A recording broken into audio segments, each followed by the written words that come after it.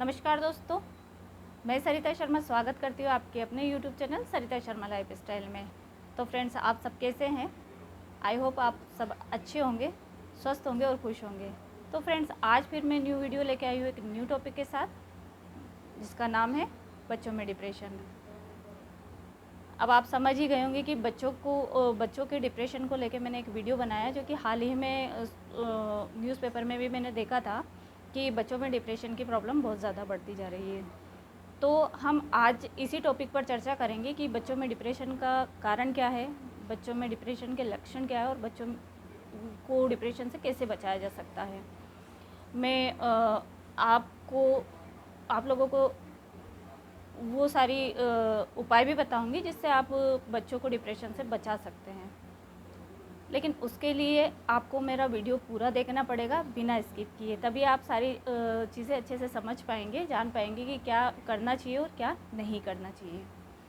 तो आप please video मेरा पूरा देखें और बिना स्किप किए देखें। तो चलिए शुरू करते हैं।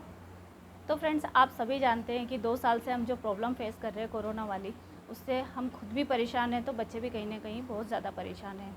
क्योंकि 2 साल से बच्चे स्कूल नहीं जा पा रहे, तो उनका टाइम वो भी बचा हुआ है, जो कि स्कूल में वो टाइम स्पेंड करते थे, पढ़ाई भी करते थे, थोड़ा मौज मस्ती भी करते थे। वो सारी चीज़ें वो अब नहीं कर पा रहे हैं। इस टाइम पे वो घर में बिल्कुल बंद हो गए हैं। बंद होने के साथ साथ वो दबाव महसूस करने लगे हैं और तनाव जैसी स्थिति बनने लगी है। तो फ्रेंड्स, जो बच्चा दिन भर में इतनी एक्टिविटी करता था, उसकी दिनचर्या जैसे बनी हुई थी कि सुबह स्कूल जाना है, स्कूल से इस टाइम पे आना है, उसके बाद ये करना है, उसके बाद वो करना है, फिर थोड़ा खेलना है और उसके बाद फिर बाकी का काम करना है, तो सारे दिन बिज़ी रहता था, बिज़ी भी रहता था। और उसकी जो डेली रूटीन थी वो इस तरह से बनी हुई थी कि उसको फ्री रहने का टाइम भी नहीं मिलता था और सोचने का टाइम भी नहीं मिलता था।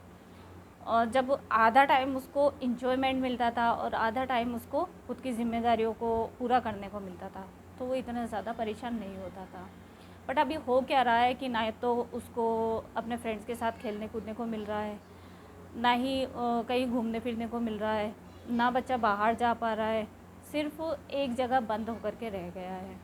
घर पर भी क्या होता है, जैसे कि मम्मी है तो मम्मी काम में बिज़ी है, पापा है तो वर्क होम का जो चल रहा है, अभी चल रहा था या अभी भी चल रहा है, तो वो उसमें बिज़ी रहते हैं। हम बच्चों को टाइम नहीं दे पा रहे हैं। बच्चा अगर आता भी है हमारे पास, खेलने की रिक्वेस्ट करता है या कोई बात करने की कोशिश करता है, तो हम उसको इग्नोर कर देते हैं। मम्मी होती है, बोल देती है मैं अभी काम कर रही हूँ, बिज़ी हूँ, जाओ बाद में बात करेंगे। पापा के पास अगर जाता है तो कि मैं अभी बहुत इंपॉर्टेंट काम कर रहा हूँ, अभी मैं बिज़ी हूँ, बाद में बात करते हैं। और बच्चा अकेलापन महसूस करता है। उसकी भी बहुत सारी प्रॉब्लम हो सकती है। वो जब अकेला रहता है और जब सोचता है, तो उसके भी दिमाग में कहीं ना कहीं कुछ ना कुछ चलता रहता है कि मैं क्या करूँ ऐसा कि मेरा मन सही हो जाए। और फिर वो क्या प्रॉब्लम में उलझता जाता है और वो खुद की प्रॉब्लम सोल्व नहीं कर पाता है और फिर वो तनावपूर्ण स्थिति में आ जाता है। अब जो बच्चा सारे दिन में इतनी एक्टिविटीज़ करता था, आज वो बिल्कुल खाली बैठा हुआ है, और अकेला है। कहीं ना कहीं वो बिल्कुल अकेला महसूस कर रहा है खुद को। या तो उसको टीवी देखने को मिल पा रही है या उसको मोबाइल मिल पाता है थोड़ी बहुत देर के लिए। उसमें भी शायद थोड़ी बहुत रोक टोक चल जाती है कि सारे दिन टीवी मत देखो, सारे दिन मोबाइल मत चलाओ, ये मत करो, वो मत करो। तो ऐसे में क्या बहुत ज़्यादा दबाव महसूस करने लगता है। अब घर में है तो थोड़ी बहुत, बच्चे हैं तो थोड़ी बहुत मस्ती भी करेगा, थोड़ा बहुत चिल्लाएगा भी, थोड़ा बहुत वो तेज़ आवाज़ में भी बोलेगा। या कोई भाई बहन है या कोई आसपास का बच्चा है, अगर वो आ गए साथ में खेल रहे, चिल्ला रहे हैं, तो उसमें भी पेरेंट्स की रोका टोकी स्टार्ट हो जाती है। बच्चों को जो खुला माहौल मिलना चाहिए वो हम पेरेंट्स दे ही नहीं पा रहे। अगर बच्चा घर में खेलना भी चाह रहा है, वो अगर थोड़ी तेज़ आवाज़ में बोलता है, तो हम उसको चुप करने के लिए बोल देते हैं कि चुपचाप बैठ जाओ, हमको डिस्टर्ब हो रहा है। अगर वो चिल्ला करके या तेज़ हंस करके अपनी खुशी जाहिर करना चाहता है, तो वहाँ पर भी हम उसको डांट के चुप करा के बैठने के लिए बोल देते हैं कि चुप बैठ जाओ, इतना तेज़ मत चिल्लाओ, इतने ज़ोरों से मत चिल्लाओ। तो उसका जो खुल के जीने का जो रूटीन था, वो पूरी तरह से ख़त्म होने लगा है। अब यहाँ गलती हम क्या कर रहे हैं कि हम अपने बच्चे के मन को ही नहीं समझ पा रहे। बच्चा चाहता क्या है ये हम नहीं समझ पा रहे। बस हम अपने काम में बिज़ी है, बच्चा अकेला पढ़ता जा रहा है। ऐसी स्थिति में क्या है, बच्चा जब सोचने लगता है तो वो जब उसको अकेलापन महसूस होता है तो बहुत ज़्यादा दबाव और डर महसूस करने लगता है। वो डरा डरा सा रहने लगता है, चिड़चिड़ा हो जाता है बच्चा पूरी तरह से। उसके दिमाग में बहुत सारे सवाल आते हैं कि मेरे को सुनने वाला कोई नहीं है, मेरे से बात करने वाला कोई नहीं है, मम्मी पापा बिज़ी है, मैं किसके साथ खेलूँ, मैं किससे बात करूँ। अगर भाई बहन है तो भाई बहन भी बिज़ी हैं, उसके फ्रेंड्स वगैरह जिनसे वो मिल नहीं पा रहा, बात नहीं कर पा रहा है, तो वो आखिर करे तो क्या करे। तो ऐसी उलझनें बच्चों के दिमाग में चलती रहती है और फिर वो बहुत ज़्यादा तनाव में आने लगता है। अब जब वो तनाव में आने लगता है और उस टाइम पे हम उसको समझ नहीं पाते, तो फिर वो ऐसी हरकतें करने लग जाता है, या तो वो बहुत ज़्यादा गुस्सा करता है, बहुत ज़्यादा चिड़चिड़ा हो जाता है और अकेला अकेला रहने लगता है। ऐसी बहुत सारी चीज़ें वो करने लगता है। अब बच्चों में डिप्रेशन के मोस्टली कारण यही है कि बच्चा बिल्कुल फ्री है और अकेला है, तो वो बिल्कुल अकेलापन महसूस करता है। अकेलापन महसूस करता है तो वो एकदम निराश हो जाता है, उसके अंदर की जो पॉजिटिविटी है वो पूरी तरह ख़त्म हो जाती है और बच्चा एकदम से नेगेटिव हो जाता है। उसके अंदर जितनी भी जो थॉट होती है, जो सोचने का तरीका होता है, वो नेगेटिव तरीके से वो सोचने लग जाएगा कि मैं ऐसा करूँगा तो वैसा हो जाएगा, वैसा करूँगा तो वैसा हो जाएगा, मैं एकदम अकेला पड़ गया हूँ, मेरा कोई नहीं है, मम्मी पापा को टाइम नहीं है। इन सब बातों से क्या बहुत ज़्यादा परेशान हो जाता है। और डिप्रेशन तो आप लोग भी जानते हो कि इतनी ख़तरनाक बीमारी है कि हम बड़े भी इतने ज़्यादा परेशान हो जाते हैं कि कभी कभी सुसाइड करने का मन होने लगता है। तो फिर वो तो बच्चे हैं। डिप्रेशन का शिकार होना कोई बड़ी बात नहीं है, कोई भी हो सकता है डिप्रेशन का शिकार। जब वो अकेला पड़ता है और फ्री रहता है तो वो ये प्रॉब्लम हर किसी के साथ आ जाती है। अब हमको करना क्या है, पहली बात तो हम ये जानें कि डिप्रेशन के लक्षण क्या है। मोस्टली जब बच्चा या बड़ा डिप्रेशन में आता है तो वो एकदम अकेला महसूस करेगा खुद को, तो उसके अंदर बहुत ज़्यादा चिड़चिड़ापन आ जाता है। हर बात में वो चिढ़ने लगता है। कोई अगर आप बात भी बोलोगे तो वो चिढ़ जाएगा, गुस्सा हो जाएगा, बहुत ज़्यादा गुस्सा आता है, चिल्ला जाएगा गुस्से में, वो आपके ऊपर भी चिल्ला जाएगा या कोई और है तो उसके ऊपर भी चिल्ला जाएगा। अगर कोई 4 लोग बैठे हैं या कोई भी साथ बैठे हैं, गेस्ट आए हुए या फैमिली मेम्बर ही बैठे हैं, तो वो कभी भी साथ में नहीं बैठना चाहेगा। वो बिल्कुल खुद को अलग कर लेगा, किसी से बात करना पसंद नहीं करेगा, वो किसी की बात सुनेगा भी नहीं और ना खुद की बात वो बताएगा। और वो एक जगह अकेला रहना पसंद करेगा और अकेले रहने के बाद वो खुद रोएगा और रो के खुद को चुप करके बस वो अकेला पड़ जाएगा। उसके बाद में वो खाना के मामले में भी बिल्कुल अबनॉर्मल सा बिहेव करेगा। जैसे या तो खाना वो खाएगा ही नहीं, बिल्कुल कम कर देगा खाना खाना, उसका किसी चीज़ में इंटरेस्ट ही नहीं रहेगा, ना वो किसी चीज़ पे ध्यान दे पाएगा, ना किसी बात को वो समझने की कोशिश करेगा। और खाना भी अगर बच्चा डिप्रेशन में, तो कोई बच्चा बहुत ज़्यादा खाता रहता है और कोई बच्चा बहुत कम कर देता है खाना, मन ही नहीं करता उसका, क्योंकि उसके अंदर कुछ और ही चलता रहता है, दिमाग में कुछ और ही चलता रहता है। तो फ्रेंड्स, ऐसी स्थिति में हमें समझना चाहिए, बच्चों का बर्ताव हम पेरेंट्स से ज़्यादा और कोई नहीं समझ सकता। बच्चे हमारे साथ रह रहे हैं तो हमें पता है कि बच्चा नॉर्मल है तो कैसे व्यवहार कर रहा है, कैसे बर्ताव कर रहा है। और अगर वो अबनॉर्मल हो रहा है, उसके बर्ताव में अगर कुछ बदल रहा है, चेंज आ रहा है, उसके रहन सहन के तरीके में कुछ चेंज आ रहा है, तो कुछ तो गड़बड़ है। अगर ये जैसे 2-4 दिन है, 1 आध हफ्ता है तो चल जाएगा, लेकिन अगर इससे ज़्यादा अगर टाइम बच्चा ले रहा है और धीरे धीरे वो बदल रहा है, तो आप लोगों को पूरा ध्यान देने की ज़रूरत है। अब ध्यान कैसे देना है और ये किस एज में होता है डिप्रेशन का शिकार बच्चा, ये भी मैं आपको बताती हूँ कि जब मोस्टली 6 साल से 12 साल के बच्चों में डिप्रेशन देखा गया है। अब ये हाल ही में मैंने न्यूज़पेपर में पढ़ा था कि 6 साल से 12 साल के बच्चों में डिप्रेशन की बहुत ज़्यादा प्रॉब्लम आ रही है। बच्चा बिल्कुल पॉजिटिविटी ख़त्म हो जाती है उसके अंदर और बिल्कुल नेगेटिव हो जाता है, जिससे क्या है कि कई बहुत सारे बच्चे तो सुसाइड करने की कोशिश भी करते हैं। डिप्रेशन के शिकार टीनेजर बच्चे भी होते हैं, जैसे 10th और 12th के बच्चे जो अपने करियर को लेके जो टेंशन में रहते हैं, वो भी डिप्रेशन का शिकार हो जाते हैं, और वो भी बहुत ज़्यादा इतना डिप्रेशन में आ जाता है कि कभी कभी सुसाइड करने की कोशिश कर लेते हैं।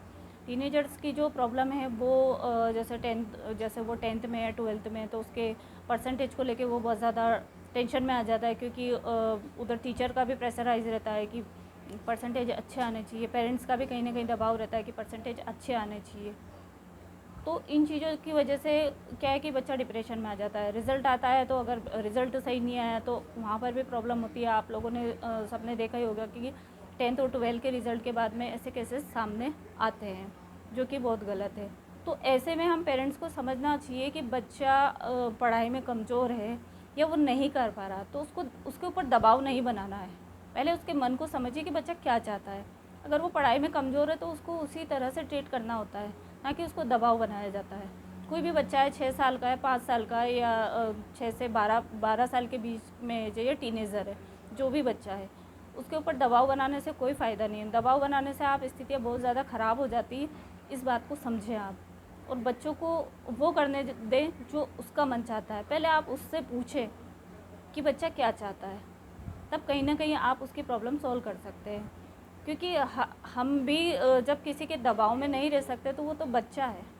जो बच्चा जिस चीज़ को कर ही नहीं पा रहा है, या वो कोशिश करने के बाद भी वो इतना नहीं कर पा रहा है, फिर भी हम उसके ऊपर बार बार दबाव बना रहे हैं कि नहीं ये करो वो करो वो करो, जबकि वो नहीं कर पा रहा है। और ऐसी स्थिति में क्या है कि बहुत ज़्यादा तनाव में बच्चा आ जाता है, और ऐसी स्थिति हो जाती है कि वो डिप्रेशन में चला जाता है। फिर उसको ये लगता है कि मेरे साथ कोई नहीं है, मैं बिल्कुल अकेला हूँ, मेरे पेरेंट्स मेरे को नहीं समझ रहे, तो फिर वो डिप्रेशन से लेके फिर सुसाइड तक पहुँच जाता है। तो फ्रेंड्स, हम लोगों को क्या करना है, मैं आप लोगों को उपाय बता रही हूँ कि पहले तो आप बच्चों के फ्रेंड बनिए। पेरेंट्स कम और फ्रेंड बनने की ज़्यादा ज़रूरत है। अभी जो जनरेशन है, उन लोगों के साथ फ्रेंडली हमें ट्रीट करना पड़ेगा, जिससे कि स्थितियाँ सामान्य हो जाएगी। बच्चा डर की वजह से, दबाव की वजह से अपने मन की बात को नहीं बता सकता। वो डरता है कि कहीं ना कहीं मैं कुछ बोलूँगा तो शायद हो सकता है मैं गलत बोल रहा हूँ, तो ऐसी स्थिति में कहीं ना कहीं वो डर जाता है, तो वो खुल के बात ही नहीं कर पाता पेरेंट्स की। और अगर आप बच्चों के साथ फ्रेंडली रहोगे, आपका फ्रेंड की तरह उनके साथ बर्ताव रहेगा, तो वो खुल के आपसे बात करेंगे।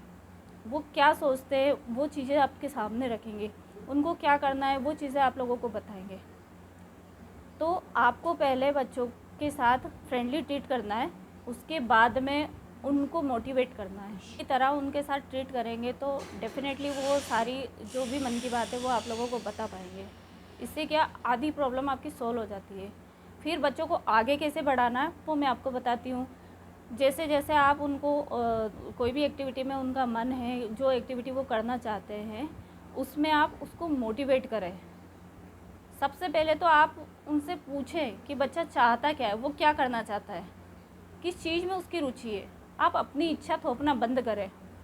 बच्चे की खुद की इच्छा पूछे कि उसकी इच्छा क्या बनने की है। अब हमने तो ठान लिया हमें तो कलेक्टर बनाना है, बच्चा कुछ और बनना चाहता है, वो करना ही नहीं चाहता, लेकिन हमने थोप दिया तो वो कभी कर ही नहीं पाएगा। जब तक खुद की इच्छा नहीं होगी, बच्चे में रुचि नहीं होगी, तो वो कैसे करेगा।